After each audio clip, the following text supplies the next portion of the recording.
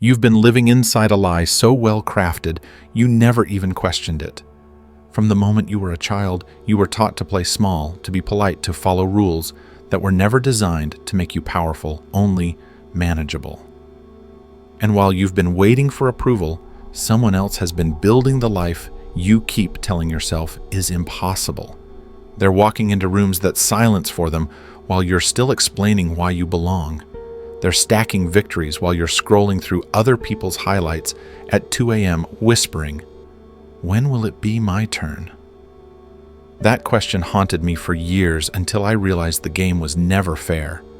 The rules you've been obeying are the very chains that keep you weak. Today, I'll show you the 7 principles that the powerful live by, and once you see them, you'll never live the same way again. You think being everywhere makes you important. You think the more people see you, the more they'll respect you. But here's the brutal truth. The more available you are, the less valuable you become. I learned this the hard way. When I was younger, I showed up at every meeting, every dinner, every coffee invitation. I thought visibility was the same thing as power. I thought if I just made myself available, opportunities would naturally flow my way. But instead of seeing me as valuable, people saw me as ordinary. I was always there, always ready, always accessible, and that made me forgettable. Then I noticed something strange. The people with real power, the ones everyone whispered about, the ones who never seemed to chase anything, were the least present. They didn't attend every meeting. They didn't return every call. They didn't explain where they were or what they were doing. And yet when they finally walked into a room, the entire atmosphere shifted. People leaned in, conversations paused, eyes followed them. Their presence was rare, and because it was rare, it was priceless. That's when it hit me. Abundance breeds contempt, scarcity breeds value. If you're constantly available, constantly accessible, you're cheap. You're like air everywhere but taken for granted. But if you withhold your presence, if you make people wait for it, crave it, even doubt it, you transform yourself into something unforgettable. This isn't arrogance. This is strategy. Think about diamonds. They're just carbon. But because they're rare, because they aren't handed out for free, people assign them extraordinary value. Your presence works the same way. The more selective you are with it, the more magnetic it becomes. Machiavelli understood this centuries ago. He wrote, "A prince is respected when he is rarely seen but always felt." Power isn't about being everywhere. It's about being missed when you're not. It's about making the silence of your absence louder than the noise of your presence. Here's how I started applying this. Instead of attending every meeting, I chose the ones where my impact would be undeniable. Instead of answering every message immediately, I created space so that when I finally did respond, my words carried more weight. Instead of saying yes to every invitation, I said no more often than yes. At first, people were confused. Some were even offended, but soon something shifted. They started paying attention. They started wondering what I was working on, who I was meeting with, what I was building behind the scenes. The mystery created curiosity, and curiosity created respect. Suddenly, instead of me chasing opportunities, opportunities began chasing me. Instead of me begging for attention, people competed to earn mine. Understand this, your presence is a form of currency. Spend it recklessly and it becomes worthless. Invest it strategically and it multiplies in value. Ask yourself, do you want to be the person who is always there, always easy to reach, always available for scraps of attention? Or do you want to be the person whose absence is felt, whose presence is anticipated, whose silence is louder than everyone else's noise? The choice is yours, but know this: greatness requires restraint.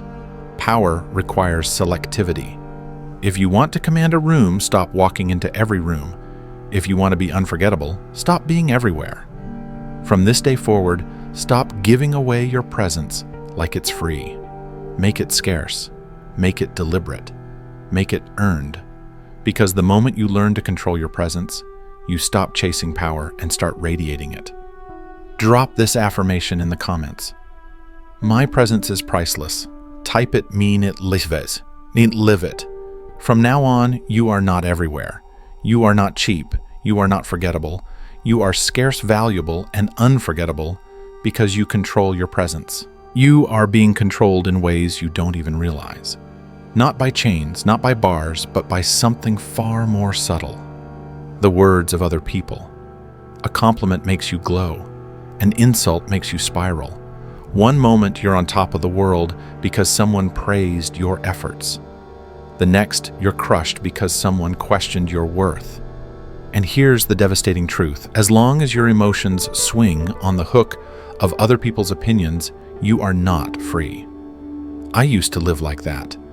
I can remember a time when my entire sense of value depended on what others said about me. At work, when my boss praised me, I felt unstoppable. When he criticized me, I questioned everything about myself. Among friends, if they cheered me on, I felt alive. If they mocked me, I felt small. My self-esteem was like a fragile balloon, always floating higher with praise, always collapsing with criticism. But one day, something happened that changed me forever. I had just finished a project I was proud of, something I poured my heart into. Half the room congratulated me, called me brilliant, said I had outdone myself. The other half whispered that I was reckless, arrogant, destined to fail. And for the first time I noticed the contradiction. The very same action drew both admiration and contempt. How could both be true? That's when I realized praise and criticism say far more about the giver than the receiver. People don't see you as you are. They see you through the lens of their own fears, insecurities, and limitations. Their praise often reflects their admiration for what they secretly wish they could do. Their criticism often reflects their bitterness for what they cannot do. Either way, it's about them, not you. Machiavelli understood this better than anyone. He wrote, "It is much safer to be feared than loved if you cannot be both." Why? Because love and hate are fickle. They rise and fall with emotion. But fear, or in our modern world, respect, is rooted in consistency. If you detach from the roller coaster of praise and criticism, you become untouchable. Think about it, the most powerful people you know don't flinch when they're insulted. They don't light up like desperate children when they're praised. They remain calm, steady, unmoved. And that calmness is terrifying to others because it means no one has the power to manipulate them emotionally. When you detach from praise and criticism, something radical happens. You stop performing for approval. You stop shrinking from disapproval.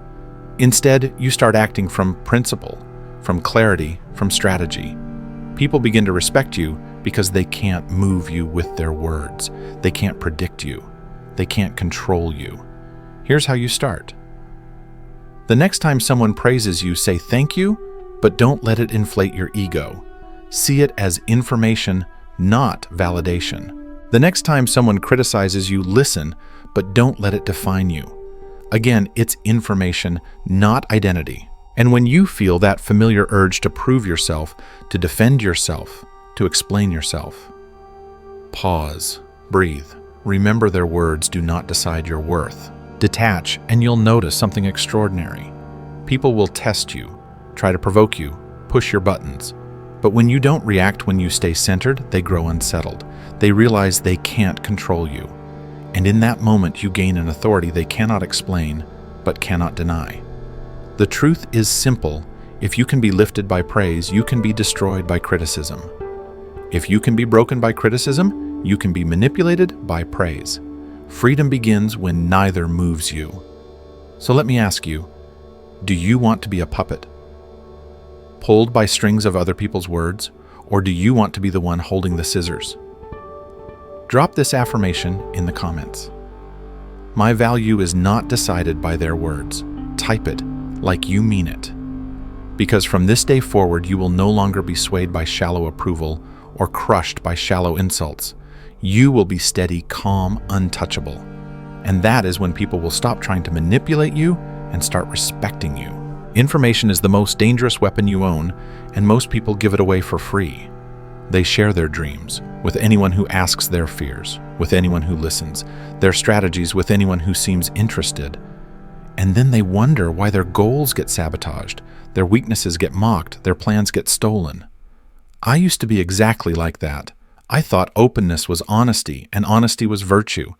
I believed that if I told people my plans, they would respect me. If I confessed my fears, they would support me. If I shared my struggles, they would connect with me. But instead, my transparency became my vulnerability. Every detail I revealed turned into ammunition in someone else's hands. My plans became jokes. My fears became gossip. My struggles became evidence of weakness. That's when I realized the less people know, the more they respect. Mystery is magnetic. Scarcity creates value. The moment you stop explaining everything, people begin to lean in, desperate to figure you out. They fill the silence with their own imagination, and imagination is always more powerful than reality. Machiavelli warned about this centuries ago. He wrote, "The wise man does at once what the fool does finally."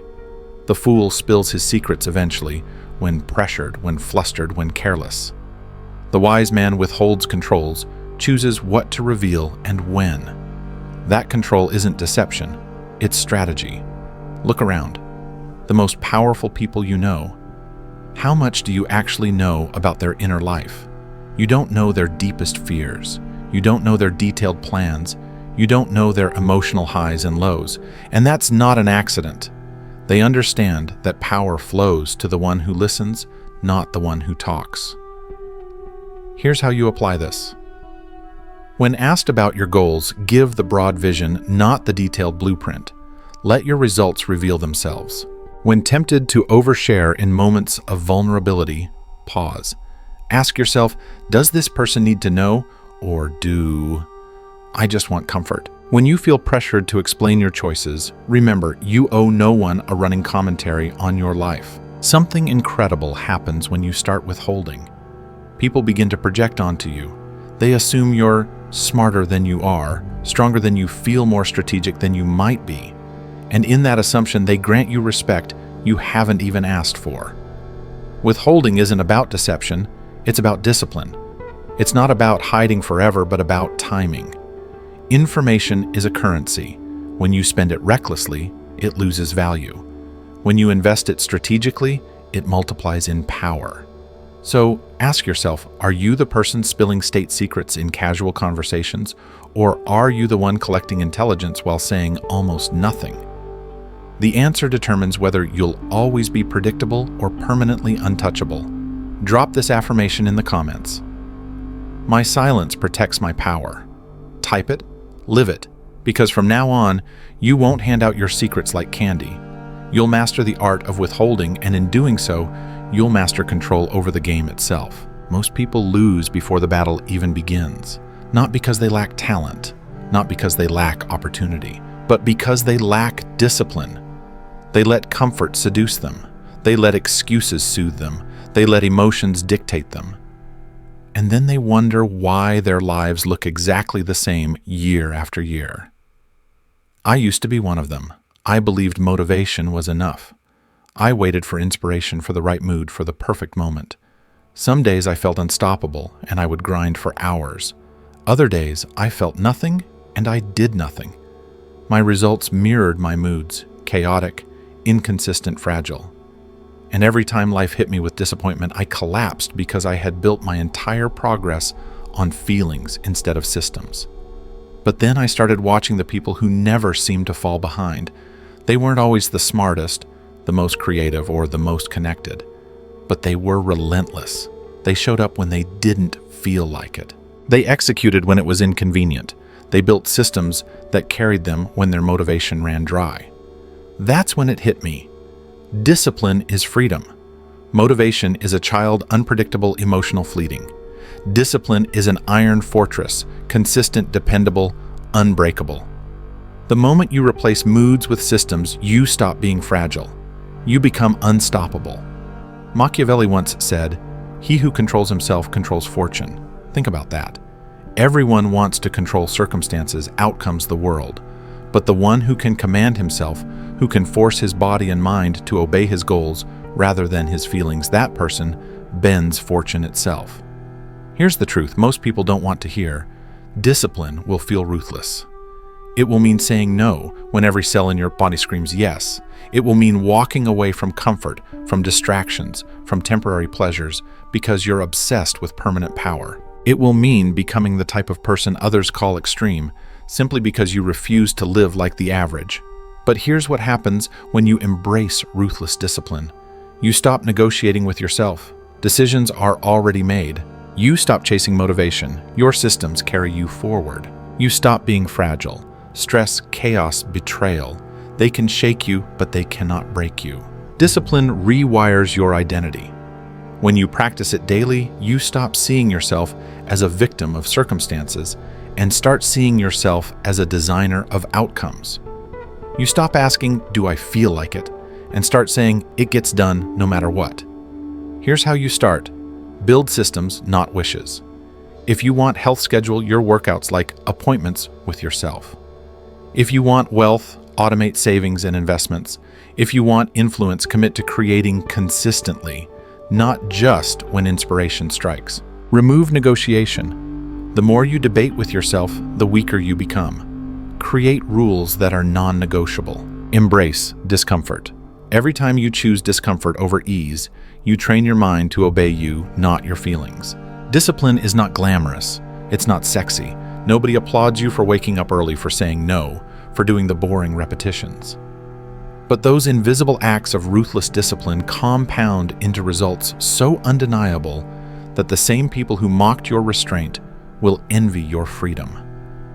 Ask yourself this: do you want to be remembered as someone who lived at the mercy of moods, or someone whose discipline carved out a destiny too solid to be denied? Drop this affirmation in the comments. Discipline is my fortress. Write it, own it, live it. Because from this day forward, you will no longer wait for motivation. You will not serve your moods. You will be ruled only by systems, by clarity, by ruthless discipline. And that is what will make you untouchable. Loyalty is one of the most dangerous illusions you'll ever believe in. We're taught from childhood that loyalty is noble, that sticking by people no matter what makes us virtuous. But here's the brutal truth. Blind loyalty doesn't make you strong, it makes you exploitable. I used to be the most loyal person in the room. If a friend called at 2 a.m., I answered. If someone needed money, I gave it. If someone needed my time, I dropped everything. I thought that's what made me a good person, that my endless availability would guarantee respect. But over time, I noticed something darker. The more loyal I became, the more I was drained.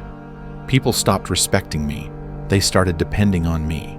They stopped seeing me as an equal and started treating me like a crutch.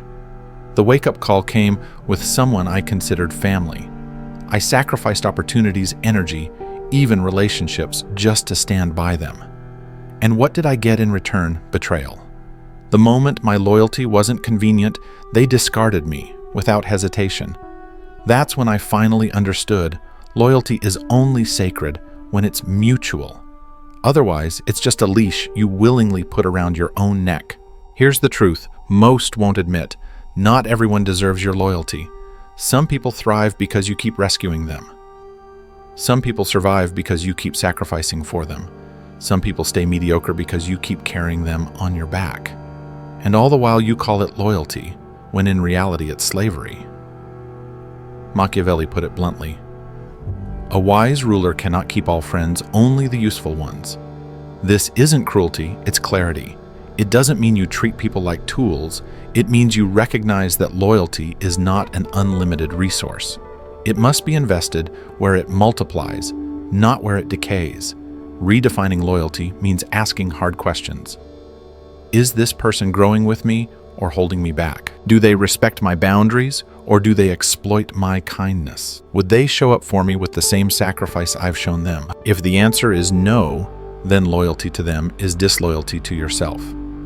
Here's what happens when you redefine loyalty.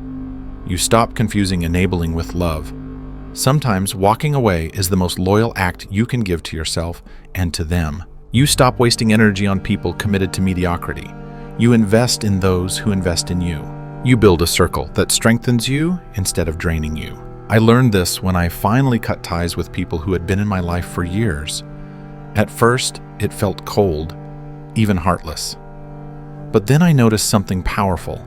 My energy skyrocketed. My focus sharpened. New people entered my life. People who respected my boundaries, who matched my efforts, who saw my worth without exploitation. Understand this, loyalty is not about how long you've known someone. It's about alignment. It's about whether your future fits together, not just your past. The past is memory. The future is destiny. And loyalty to the wrong people can cost you the destiny you were meant for. So let me ask you, are you loyal to people who deserve it, or to people who merely demand it?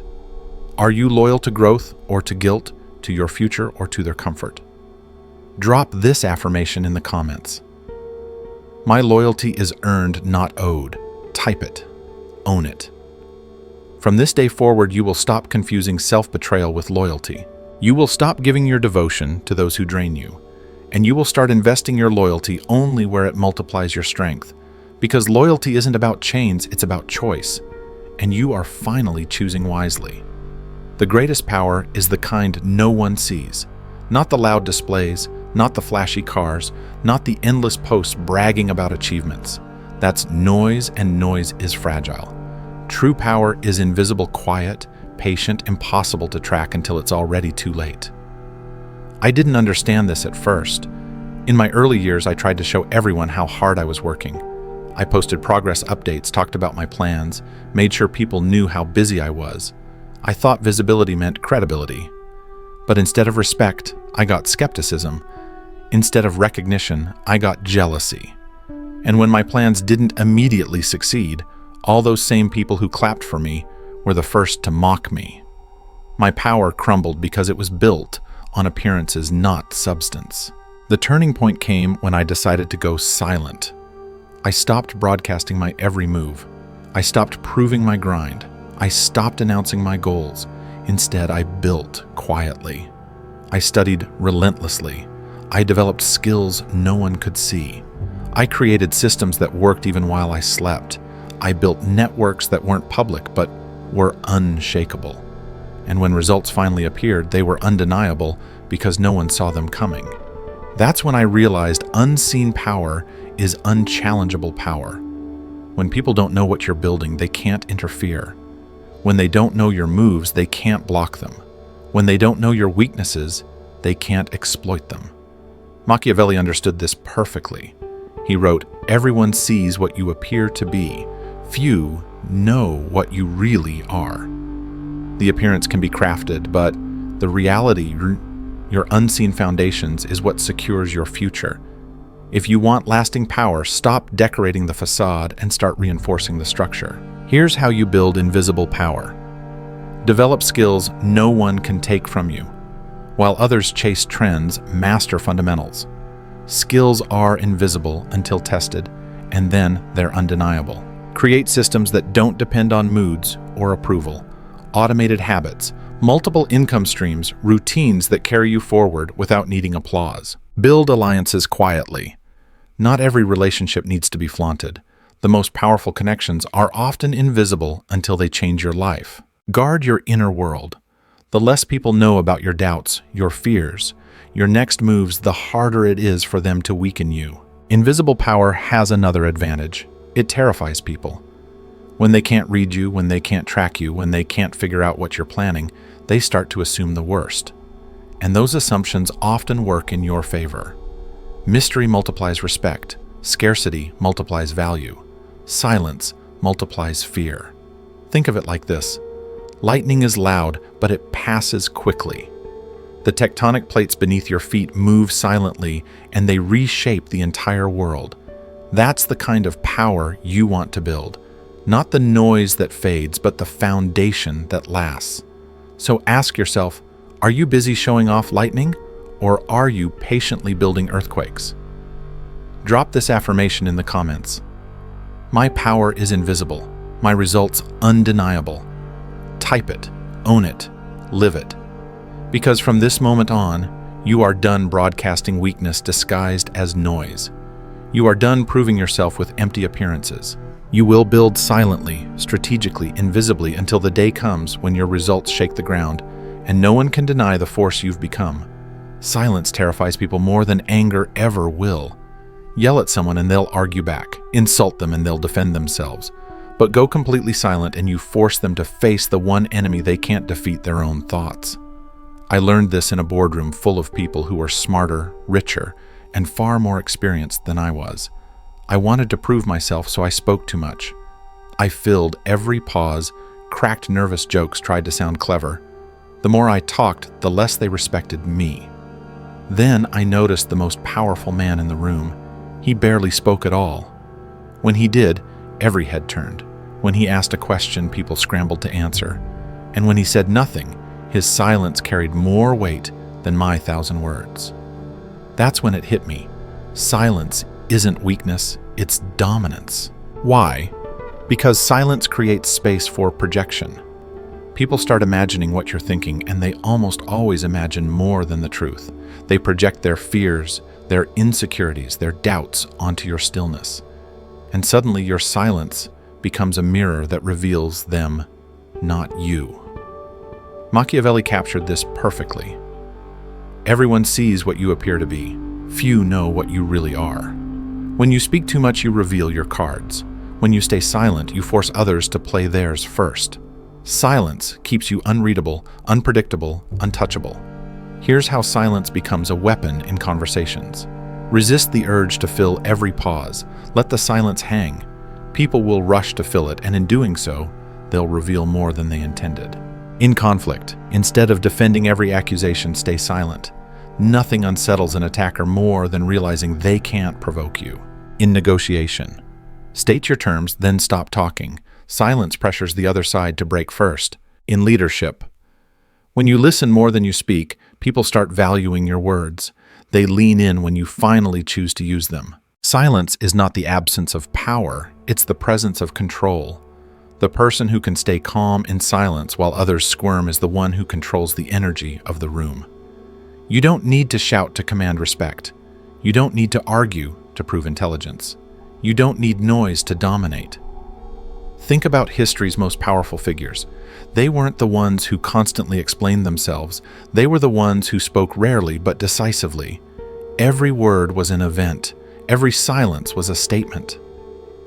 When you master silence, people begin to fear disappointing you, even when you've said nothing at all.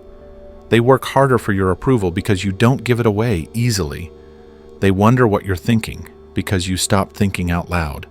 And that mystery, that's what makes you unforgettable. So ask yourself, are you the one nervously filling space, or the one who lets silence do the work for you?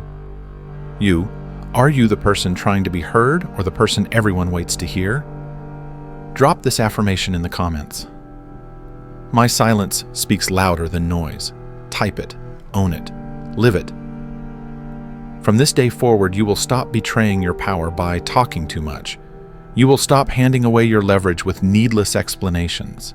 Instead, you will master the weapon of silence, using it to unsettle enemies, elevate allies, and command every room you enter. Because silence isn't emptiness. Silence is power.